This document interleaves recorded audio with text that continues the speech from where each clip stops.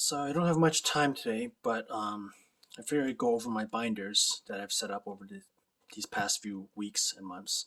I try to get the same color as the tone of the posters I have, and also try to get a second pack for the sides if they have one. This is just my trading binder for all my extra rares and double rares for weiss schwarz fake grand order, and it's just a 9 pocket. So if I have an extra card, I would put it on the fourth slot, and I try to color code it. So like here, I tried to extend it all over. These are the cards I don't have in a deck, and they're not the lottery cards.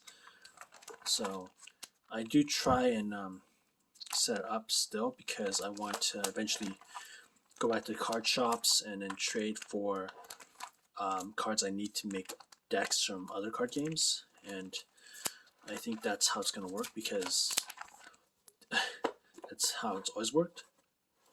So next is my Fate Apocrypha binder. Again, also a viewing binder. This one is double-sided, so I put the Ralph Lauren print that I bought from an artist. It fits the theme because it's Fate Apocrypha is pretty much a love story. You have two lovers running away from everything and not have to worry about all the struggles they're in after they endured to help everyone else deal the fights they have to do. But this is my actual deck of the 12 in the 12 pocket binder.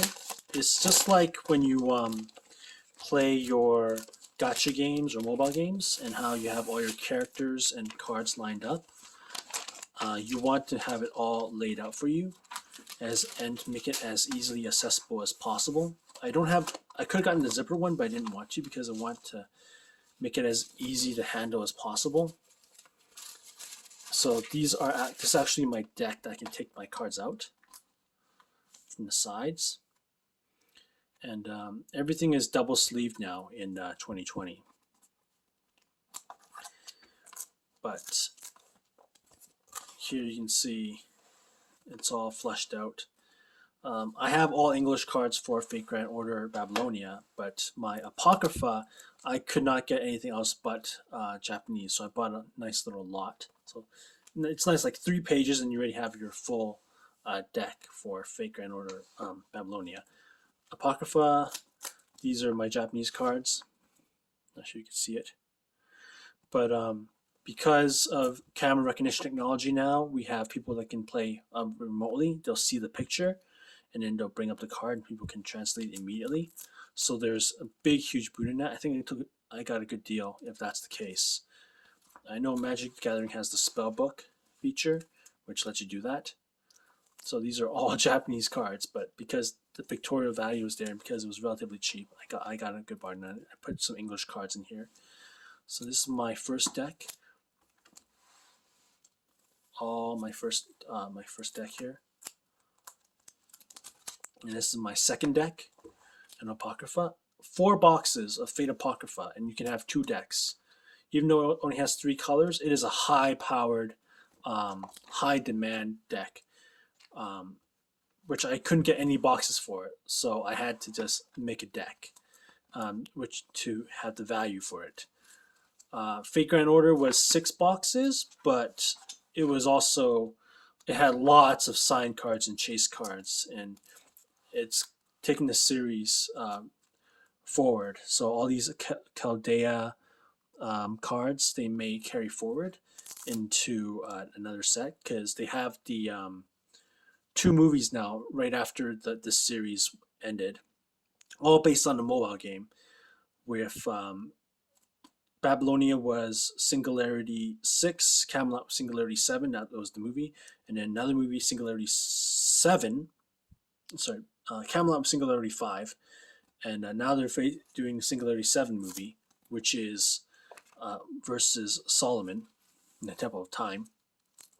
So yeah, this is the direction that Fate is going and where I'm going to go with my binders and storage.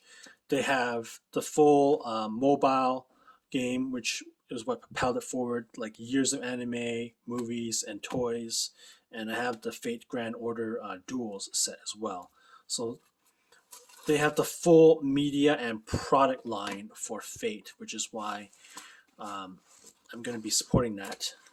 And of course, with the Bitcoin crash, all my cards, seal product and single cards, have went up in price again.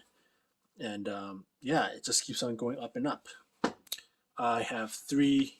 As a guy, you have to have like three sources of income. You have to have your day job. You have to have your mutual funds, of course, but then you also have to have physical assets.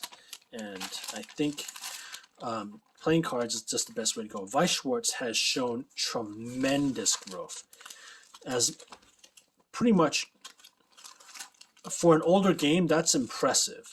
Like, I don't think many people realize it, that it existed, because it was in the shadow of the big three. But if the big three keep running out of cards, then people are just going to go and buy the next best thing.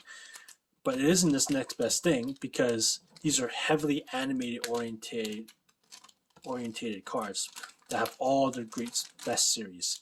So I think I'll be investing in a case of Seven Deadly Sins coming up, as well as Heaven's Field Volume 2. And maybe not so much of that, but I do have lots of investments in Force of Will and Flesh and Blood, which are another old and then an up and coming game, and they've been proven really valuable. Like 20% increase within a month, pretty much for Flesh and Blood, and then of course, Force of Will, it's probably got like 30 to like 50% increase because I bought it when it was low. I don't know why no one else saw that game, but here we are in 2021, and I'm buying stuff, getting value, and then just repackaging it in a form that people would want to buy or play in, or that I want to play in. And if this crashes, I don't care, because this game is fun and I love it. So thanks for watching.